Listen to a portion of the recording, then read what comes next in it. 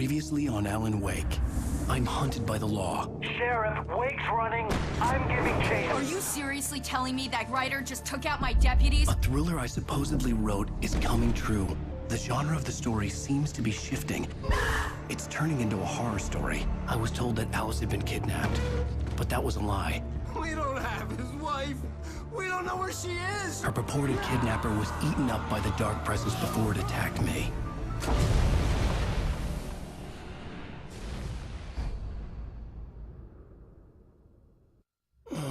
Alan, shh, baby. It was just a nightmare. Alice. There you go, Alan. Hartman. I fell. I had to give you a sedative. Don't fight it. You went through another rough period. What?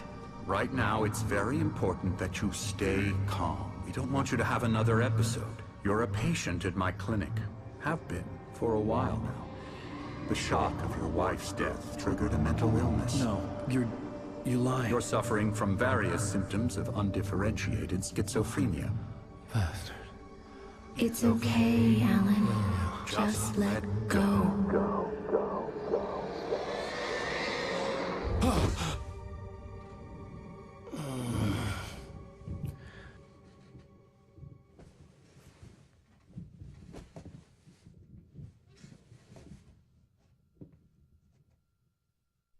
I felt groggy. Whatever Hartman had bumped in me was making me numb. I felt like this was happening to someone else. Someone I was watching on television. I couldn't think. Couldn't focus. The door was locked. I was a prisoner here.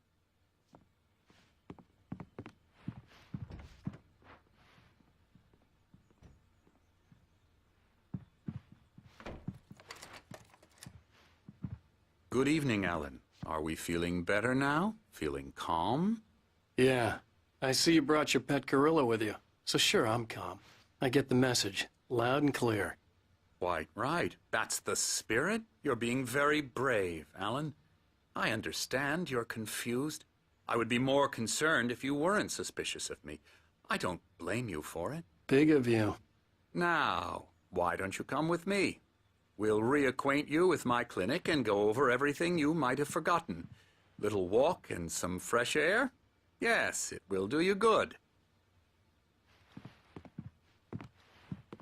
This corridor is for patients. Most of them aren't here right now. Jack took them out for a fishing trip, except for the ones who are particularly vulnerable, of course. I encourage creativity as a part of the recovery process here at Cauldron Lake Lodge. I specialize in treating artists. I bet you do. Splendid, Alan. I honestly believe we can get this thing under control if we work together. This way, Alan.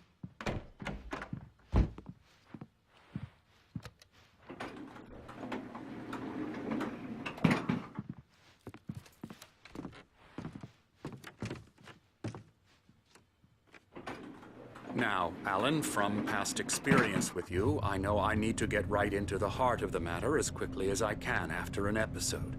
So I'm just going to say this. Alice is dead. No. You're in a very vulnerable state until you understand and accept this. Alice drowned, and you couldn't face that.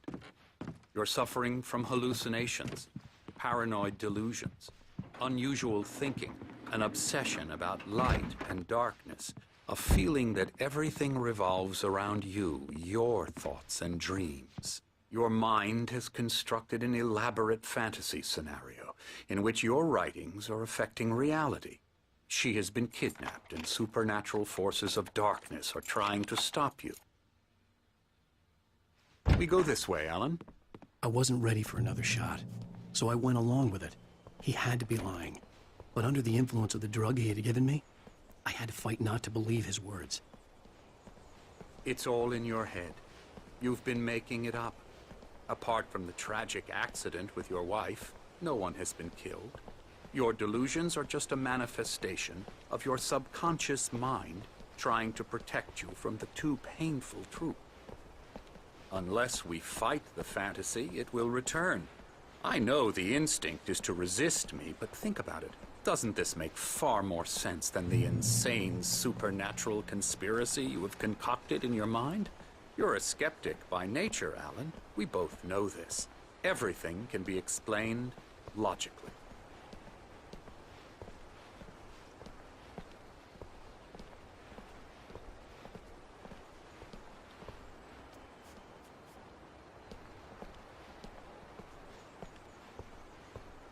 I never get tired of this view. Very inspiring, isn't it? Cauldron Lake spread below us. I could see Mirror Peak on the other side of the lake. I thought I could make out the spot where Diver's Isle had been when I arrived with Alice. Now there was nothing but waves. It seems there's a storm coming. Funny, I don't recall there being a mention of that in the weather forecast. Well, no matter. This way. Follow me. Alan, what I'm telling you is good news. Right now, we're in control. Every time you have a relapse, it gets more and more difficult to resurface from the dark depths of your imagination. Not surprising, considering your profession. Imagination is what you work with. After all your nightmares, this should come as an immense relief to you. If it doesn't, why is that? Because I'm lying? Or because you don't want to admit that you're not well? It's very natural for you to think of me as your enemy. It's part of the illness. I let him talk. After all, Hartman I'm the one obviously trying loved to his bring own you voice. out of the world His words you've echoed constructed for madly yourself. inside my head. But I can't I dug my do it nails by into the myself palms of my now. hands to stay You focused. need to work with me. Once you accept that, we can begin the journey towards your recovery. Come along. Let's go inside.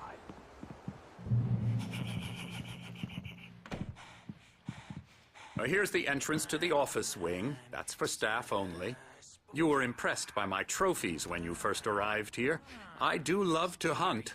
The great outdoors, man versus nature. It's wonderful stuff. Pretty damn wonderful, yeah.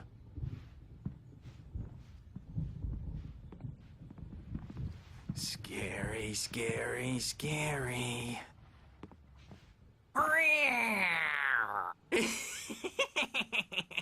Emerson.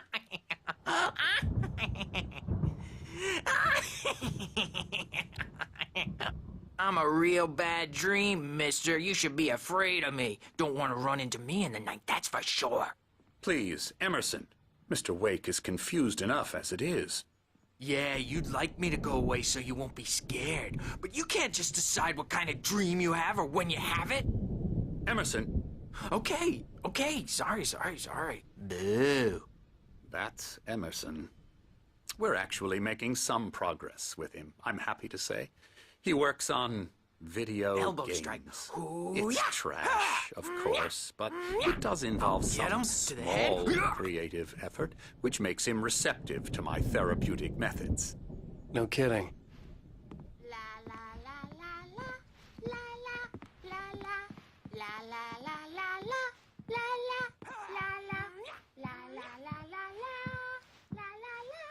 Come, Alan, this way. Now, you might have noticed the typewriter in your room.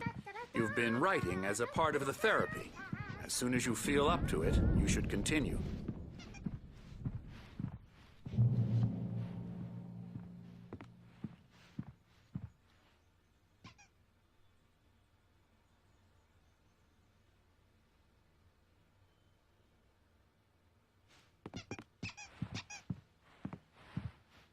My rheumatism's killing me.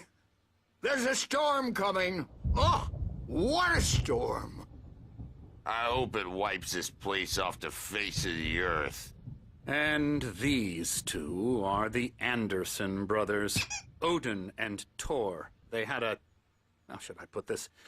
A heavy metal band in the 70s and 80s called Old Gods of Asgard. They even adopted new first names to complete the image of Viking gods. After the band broke up, they lived on a farm nearby. They are, well, in advanced stages of dementia. They're well cared for, TLC and all that. There's nothing more that can be done. I'm afraid that the rock and roll lifestyle has left its mark.